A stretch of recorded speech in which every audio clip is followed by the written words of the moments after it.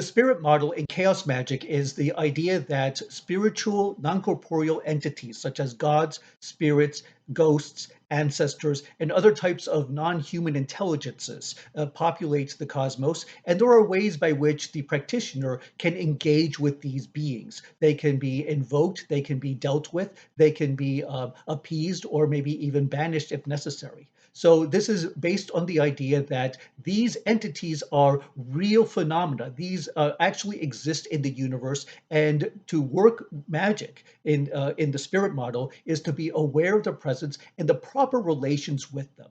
So this work has a few references here and there to some of the traditional indigenous beings of the Peruvian pantheon, such as the Apus, the spirit mountains, the ancients, the ancestors that live in the wilderness. There are other major beings such as the Inti, the Taita Inti, the father son, and the Pachamama, the mother earth, which I actually talk about in more detail in my video on the Pacha as a concept in the Peruvian Andes. So this is occasionally referenced in the work, and it is not as pronounced as the other models in this book. But it was important to notice there were places, like for example, in prayers, where these beings are directly addressed, and they are being prayed to help Hillary in guidance, especially the example of the San Pedro cactus consumption. The companions are invoking these spirits in order to help guide her so that she has a safe and insightful experience of consuming the cactus. So there are a few places here and there in the work where they recognize and at least acknowledge the presence of these other beings. But again, it was not as significant as the other models as I was reading it through the work.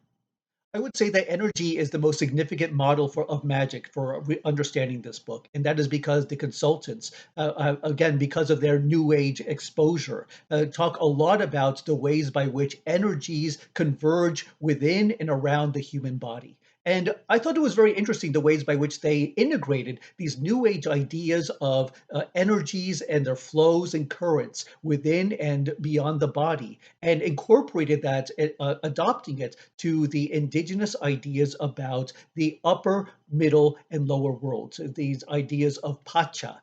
And what I found interesting about this energy based model is that it relies on these three realms of Pacha and the human body as itself a microcosm of this philosophical understanding of the upper, middle, and lower worlds. The human body is very much like that. And so are the energies that are associated with each of the realms. So you have the Hanach Pacha, which is the Pacha of the upper world. And this is the realm that is filled with light. This is the light energy that is called Sami.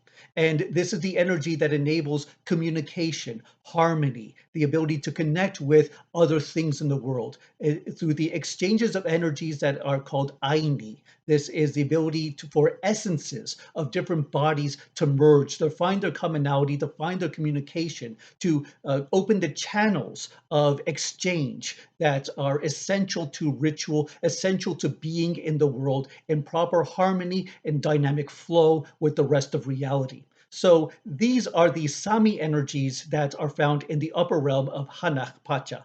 By contrast, the inner world is the Ukupacha, and this is filled with Hucha energy. This is Hucha can be translated as fault or sin, but in this case, it is about accumulations. It is this has to do with grounding and stability. So, in excess, it can be a very harmful cause for illness. But if these Hucha energies of within and the Sami energies of above and beyond are in proper balance, then the body is healthy. And these forces converge at the level of Kai Pacha, the here and now. And this is a very important priority of ritual, is to ensure that people are healthy because they have the proper balance, the equilibrium of these light and heavy energies within the body, and also how these energies exchange and are circulated with the rest of the world in relation to the human body itself.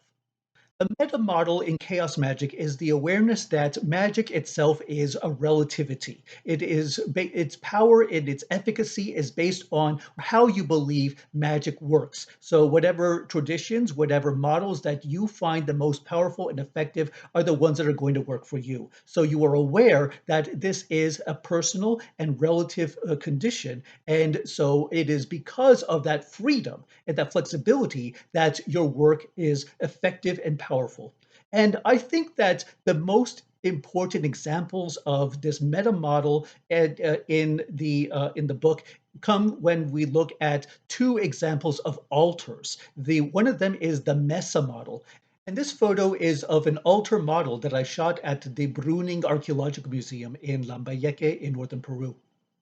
You can see the arrangement of different ritual artifacts and symbols that are coordinated on top of the tablecloth. And these are important to the healer or to the shaman. So because they have to be arranged in a certain way in order to align the energies of each of the items in an appropriate manner.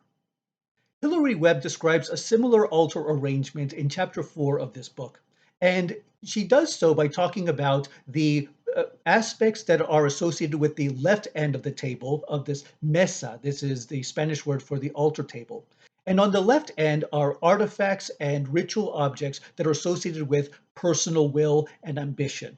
On the far right part of the table are pieces and artifacts and instruments associated with the divine will, that the will that is beyond the person. So what a healer will have to do is find the way by which to bring these opposing forces into balance, and that is done in the center of the altar table. These are the things. This is the nexus at which the energies and the powers that come from the ends of the left and the right are brought together for a proper balance. And this is, again, a foundation of Yanantin. It is about finding the balance, the equilibrium, the flow of energy that is important for proper well-being, both for the personal and as well as the environmental level. So this is the way by which the altar can create a space, a set of fields by which to manipulate these different symbols and their respective energies and powers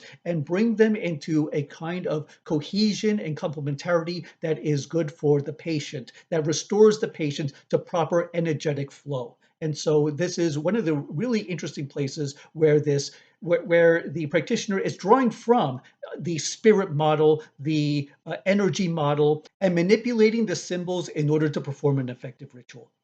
One other place where Hilary Webb describes an altar is when she encounters the healer Doña Elena, who does a very interesting altar setup with coca leaves that she uses first for divination. She spreads out the coca leaves on top of a table and scans to look for alignments of energy as they are crisscrossing based on the patterns of the leaves as they fall upon the altar. But what I found interesting is that this is not just an oracle that is based on reading leaves, but through this process, by reading the situation, she can also rearrange the leaves in order to change the outcome. So this is not simply an oracle, this is also a ritual instrument by which she can magically change the outcome by rearranging the elements and realigning the flows of energy upon the table as in order to create an effective healing. So this is both an oracle as well as a ritual space